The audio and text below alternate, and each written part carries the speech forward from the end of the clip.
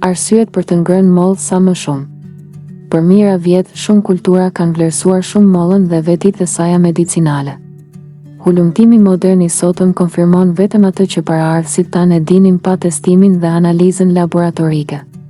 Ka qindra studime të publikuara dhe dokumente që tregojnë se pse molla është një nga produktet më të shëndetshme të frutave. Studiuesit përmendin 5 arsye kryesore për 1 ose 2 mollë në dietat e përditshme. Rosti qeri më i mirë natyror. Molla mesatarisht përmban 115 kalori dhe 5 gram fibra të mbushura.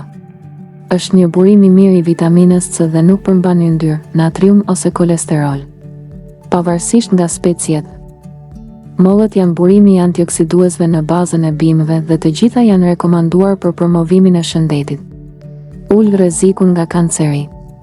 Hulumtimet tregojnë se molla mund të ulë rrezikun e kancerit dhe të sigurojë mbrojtje kundër kancerit të ezofagut, qafës, mushkërive, zorës së trashë, gjirit, kancerit ovarian dhe prostatës.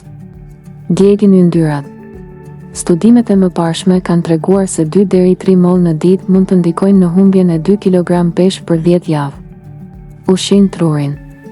Materiet ushqyesve në mollë mund të mbrojnë neuronet e trurit nga dëmtimi oksidues që shkakton sëmundjen e Alzheimer ose Parkinson.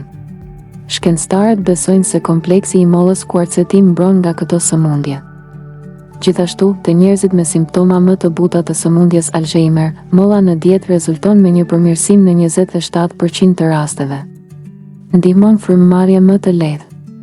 Antioksiduesit në mollë mund të ndihmojnë në mbrojtjen e mushkërive kundër dëmit oksidues, të cilat janë të lidhura me astmën, bronkitin dhe emfizemën.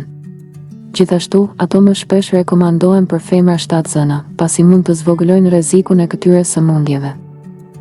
Në qoftë se ju ka pëlqyer kjo video, ju lutemi klikoni butonin subscribe për më tepër.